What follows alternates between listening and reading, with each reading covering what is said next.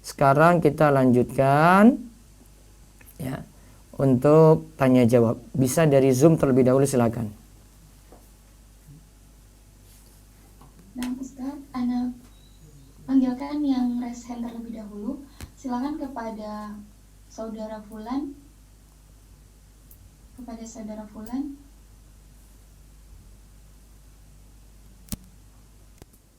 Kepada saudara T, silahkan dibuka mic-nya.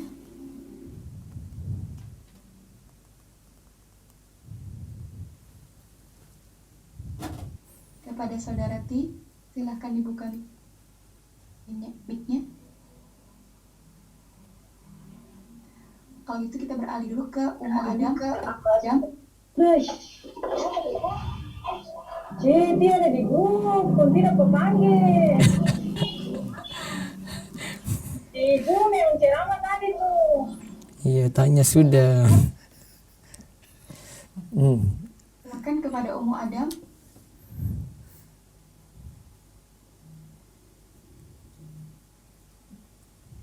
Umu Adam, tafadhali.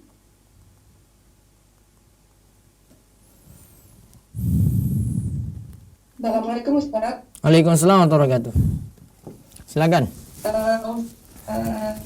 Ana mau tanya, Ana ini kan juga penjual buku-buku. Ya.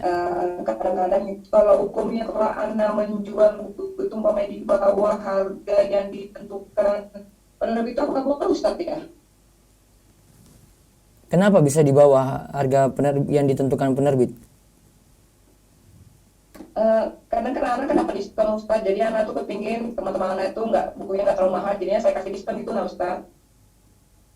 Tapi ibu masih dapat untung. Iya, Ana masih dapat untung Ustaz. Kan beli lepas kan?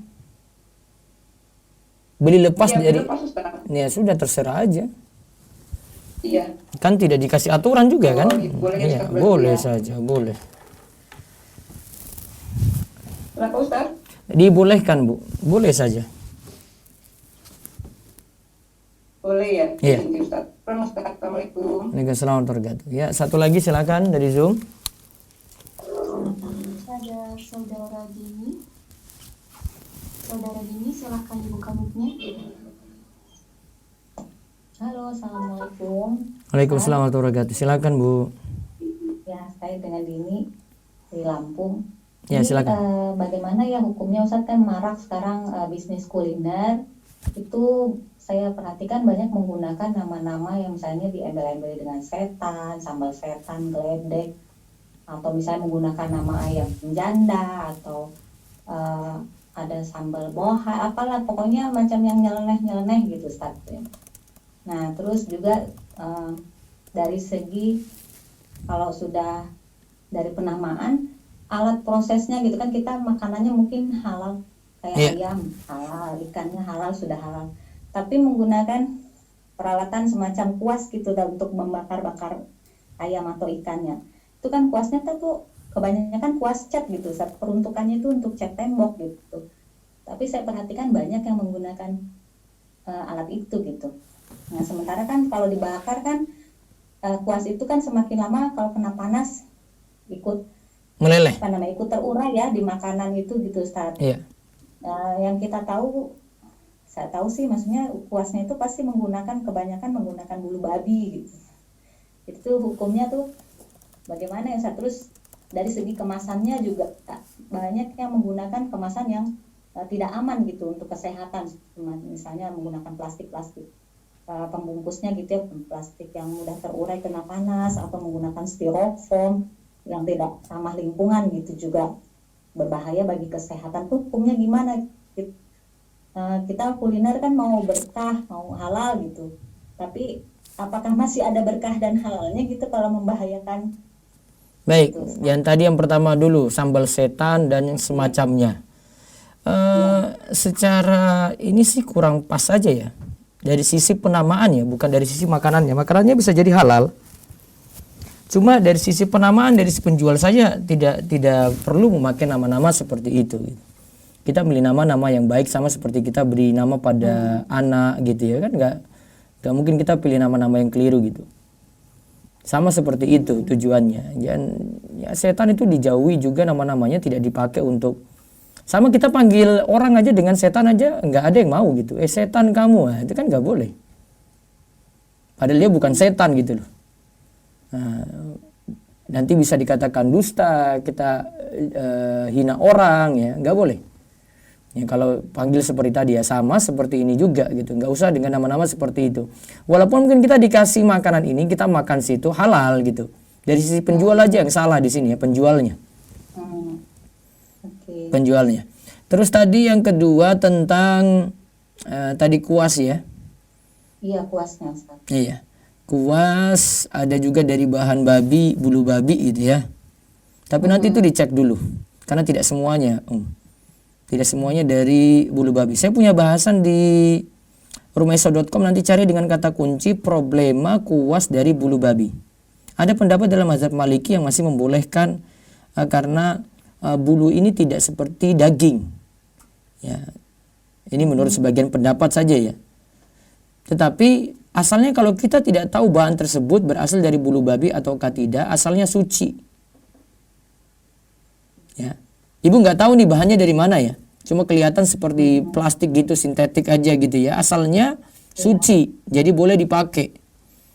Kalau masalah ini lingkungan, ini masalah lain lagi.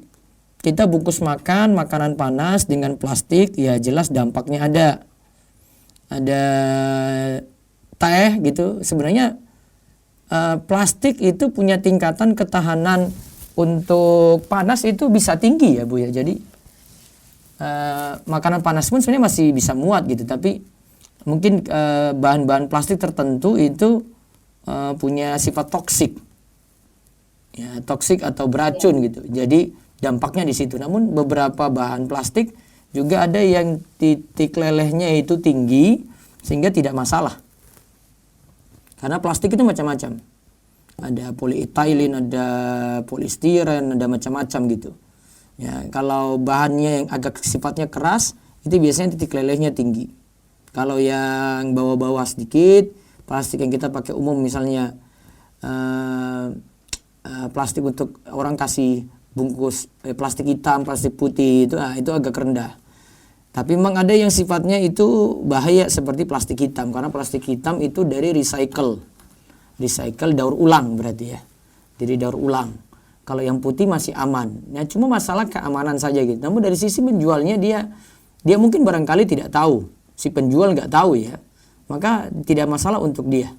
Mungkin ada yang beritahu saja, oh Bu, nanti kalau bungkus pisang goreng nggak pakai plastik hitam ini dong, pakai yang putih.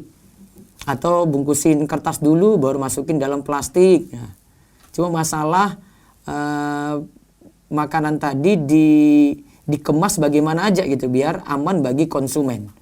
Namun kan kadang umumnya masyarakat kita kan awam, tidak tahu seperti ini gitu, kecuali ada yang memberitahu.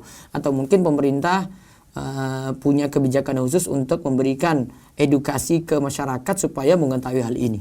Namun asalnya kalau dia jual, kayak tadi dia jual gorengan, dia taruh di plastik semacam itu ya secara hukum tidak jadi haram bagi dia ya.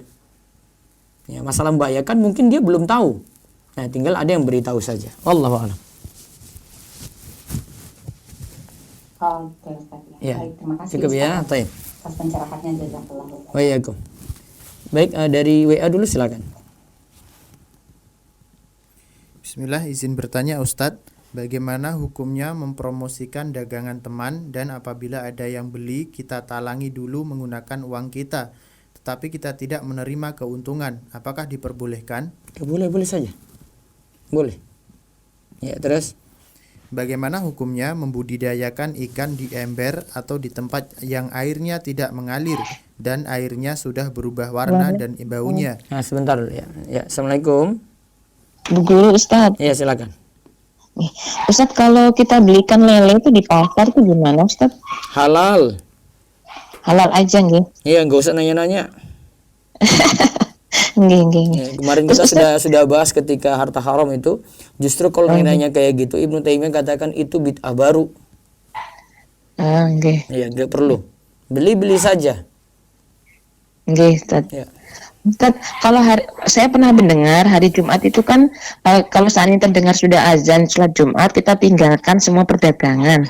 Ya, Kalau saat ini wajarnya, kita ya. perempuan yang berdagang, apakah memang harus ditinggalkan, Ustaz? Tidak. Ini berlaku untuk laki-laki yang diwajibkan berjamaah di masjid. Seandainya ibu masih buka warung, terus yang beli ibu-ibu, tidak masalah. Namun berdosa jika ibu jual ke laki-laki yang seharusnya ke masjid pada azan itu. Oke, oh gitu. Terus dia tidak berangkat ke masjid, ya berarti ibu dukun dalam maksiat. Nggak boleh. Oh, ya. Jadi kalau seandainya kita ke warung itu cari warung yang perempuan gitu, Ustaz, ya, Di yang warung perempuan, iya. Oh, oke. Ustadz gini, saya itu kan sudah, ini pekerjaan Ustadz ya. Ya. Saya sudah istikharah nih 2 kali, pemilihan antara PNS dengan swasta. Ya. Kan memang dari ke hari ini kan banyak aja kendala-kendalanya, kayak yang bikin jadwal fiktif, kemudian yang kayak kemarin itu Ustadz yang sertifikasi saya 1 jamnya nggak diakui dan segala macam. Nah, apakah itu tanda-tanda atau gimana Ustadz? Saya bingung. Bisa jadi. Bisa jadi ya. Bisa jadi tanda untuk pertimbangan. Jadi saya itu kan sudah cerita sama bapak saya, kan yang paling sulit bapak saya, Ustadz ya. Iya. Bapak saya ini 2 hari ini itu tadi marah-marah ke saya sampai akhirnya tadi pagi tuh bilang, siapa yang bilang gaji PNS itu haram? Ya, memang nggak haram, Bu. Dalam Gaji PNS nggak haram. enggak, maksudnya saya kan memang nggak bisa menceritakan ke bapak saya secara detail, Ustadz ya. Hanya dengar sedikit aja gitu. Ya, Jadi saya bingung gimana, Ustadz. ya coba timbang pelan-pelan lah. Timbang matang-matang dulu ya, biar orang tua juga nggak protes gitu ya. Oke. Sebenarnya Ustadz gini, apakah saya itu mengikuti hawa nafsu saya atau bagaimana? Karena hati saya itu sudah bergejolak gitu, nah Ustadz nggak tahan gitu sudah. Apakah ini hawa nafsu saya aja? Apakah saya salah gitu Ustadz menentukan pilihan gitu? Itu hawa nafsu yang baik, maksudnya yang cenderung mengajak ke yang baik gitu. Jadi harus saya teruskan gitu Ustadz? Tergantung, lihat pertimbangan kanan kiri. Tapi posisi saya sedang sulit gitu Ustadz. Gimana ya? Berarti maksudnya gini, kalau seandainya saya teruskan, tapi saya bicara pelan-pelan sama orang tua, kemudian orang tua masih setengah-setengah, kemudian saya melangkah ambil keputusan berhenti ke PNS, saya maksudnya di jalan yang benar gitu Ustadz ya. Ya pokoknya banyak timbang-timbang dulu, Bu. Jangan cepat memutuskan. Saran saya sih nggak dulu. Jadi PNS saja dulu ya. Iya, sudah Ustadz. Makasih. Assalamualaikum. Waalaikumsalam warahmatullahi wabarakatuh. Baik, dari WA silakan.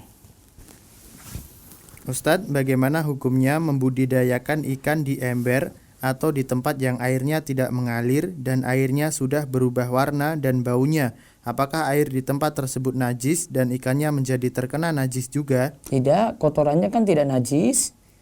Ya, cuma masalah airnya tidak jernih lagi ya. Jadi tidak ada masalah situ. Wallahu a'lam. Terus. Ustadz izin bertanya di luar tema, menjual barang yang ditimbang itu gimana? Soalnya tiap timbangan beratnya beda-beda Ustadz. Kalau apa diulang?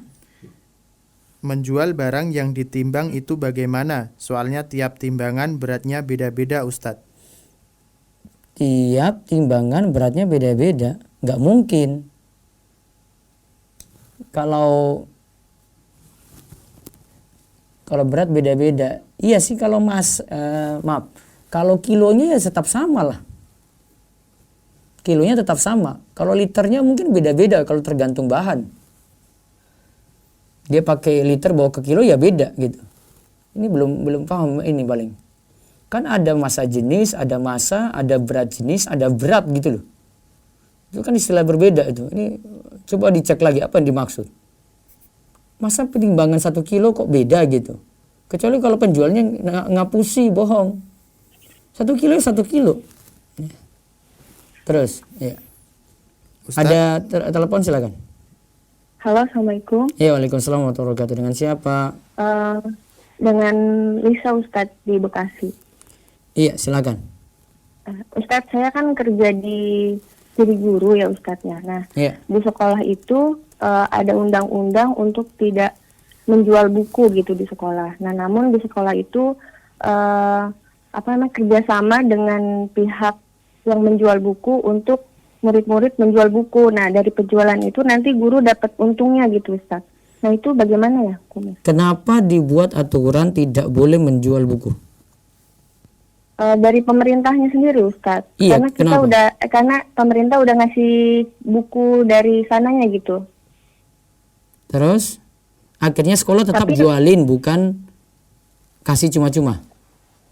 Ya, jadi buku itu udah dikasih dari pemerintah gitu, Ustaz. Namun kadang buku yang dikasih pemerintah itu kurang bagus dan isinya tuh nggak bagus gitu, Ustaz. Jadi nggak membantu siswa untuk belajar gitu. Jadi sekolah pun ngebantu buat kerjasama dengan pihak buku lain biar anak-anak beli bukunya di situ aja untuk buku tambahan gitu, Ustaz. Nah, dari situ nanti guru-guru dapat uang, maksudnya pihak sekolah dapat uang ini kayak uang karena sudah membantu promosi gitu, Ustaz. Itu jual sendiri kan buku tambahan kan? Cuma jadi buku tambahan ya. Allah Iya. masih boleh. Boleh, Ustaz. Iya. Syukran, Ustaz. Oh iya, Kum. Baik, baca WA lagi.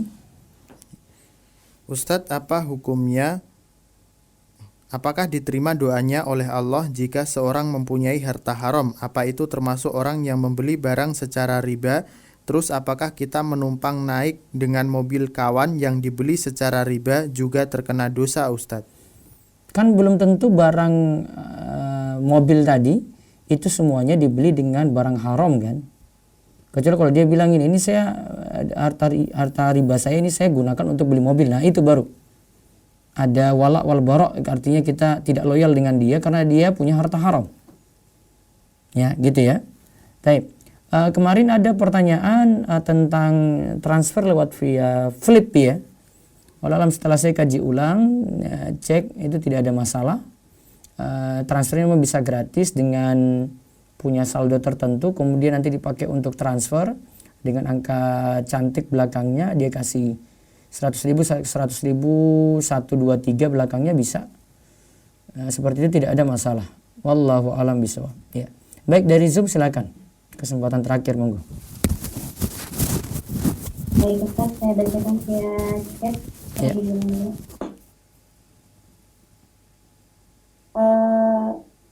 Bismillah, Assalamualaikum Ustaz. Ya, waalaikumsalam warahmatullahi wabarakatuh.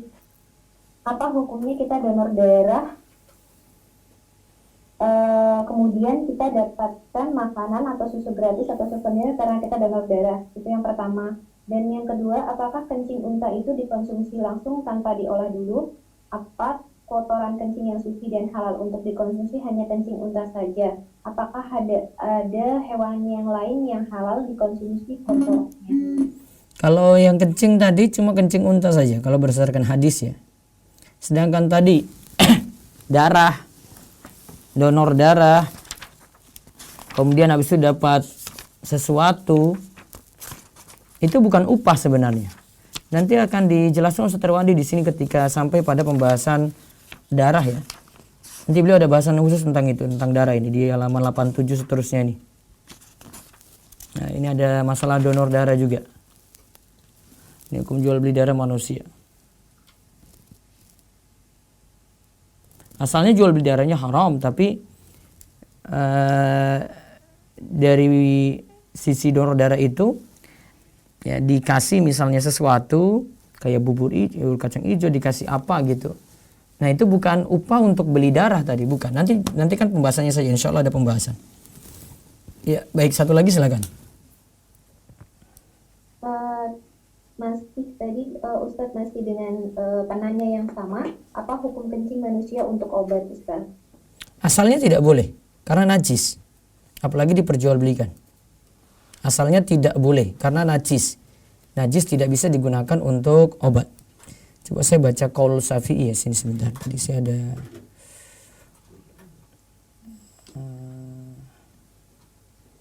ini ada qaul Syafi'i ini, saya baca.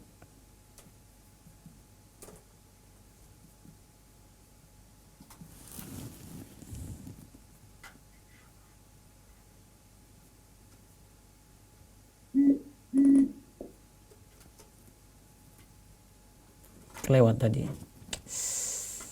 Nah, ini. Oh, ini tentang masalah pupuk. Nanti saya ada pendapat itu. Jadi ya seperti tadi jawaban saya. Ya, terus lanjut lagi. Baik, pertanyaan kedua. Assalamualaikum Ustadz. Waalaikumsalam warahmatullahi wabarakatuh. Izin bertanya di luar tema. Ya. Bagaimanakah hukum menarik uang sewa di depan? Misalnya setelah terjadi kesepakatan sewa menyewa rumah selama 1 tahun dengan harga sewa 20 juta. Lalu pemilik mewajibkan penyewa untuk melunasi 20 juta dengan cara transfer di awal sebelum penyewa menempati rumah. Kemudian setelah satu bulan penyewa merasa tidak cocok dengan lingkungan karena tetangga menyalakan musik keras-keras sehingga memutuskan pindah. Apakah diperbolehkan meminta sisa uang sewa yang 11 bulan kepada pemilik, atau bolehkah yang sisa 11 bulan di-over kontrak kepada penyewa baru? Mohon penjelasannya. Di over kontrak saja, tidak ini.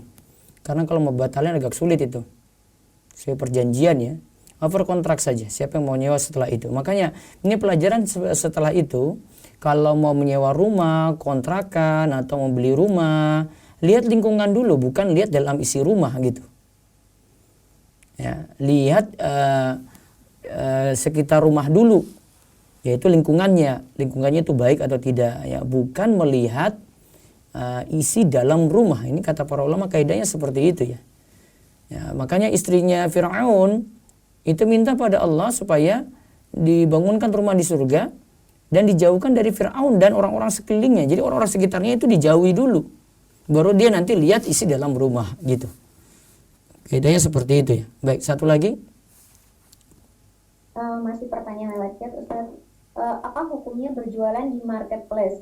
Berarti kan uang kita tertahan di marketplace tersebut dalam beberapa waktu. Bagaimana kalau kita sebagai penjual menerima transaksi dari pembeli yang menggunakan pembayaran digital, misal ShopeePay, dan mendapatkan promo gratis ongkir? Yang kedua, apa hukumnya menggunakan software bajakan, lalu misal kita menjual barang dengan ilustrasi yang dibuat menggunakan software bajakan tersebut? Jazakallah khairan. Software bajakan terus ada hasil dari situ tidak berkah ya, saya harap ganti segera dengan software asli. Kemudian tadi jadi penjual di marketplace boleh ya, silakan untuk jual di situ. Masalah tadi pembeli memilih dengan pembayaran, dia transfer langsung ataukah dengan ShopeePay, kita kan penjual tidak tahu. Adapun uang yang tertahan tadi itu masih boleh-boleh saja, syarat yang masih dibolehkan dalam jual beli. Wallahu a'lam. Satu lagi terakhir monggo. Baik, saya panggil yang respen Ustadz. Secara acak ada Bapak atau Ibu Ustaz, silakan buka mic-nya. Assalamualaikum Ustadz. Ya silakan. Waalaikumsalam warahmatullahi wabarakatuh. Ustadz, izin bertanya di luar tema. Ya. Kalau misalnya saya 3 hari yang lalu baru selesai bersih menstruasi, Ya. lalu H+3-nya sudah mandi besar itu, sudah sholat, pada saat mau sholat asar keluar flek Ustadz. Apakah saya harus membersihkannya dan sholat atau nunggu sampai benar-benar selesai baru bisa mandi besar dan sholat Ustaz? Biasanya punya kebiasaan darah haid atau tidak?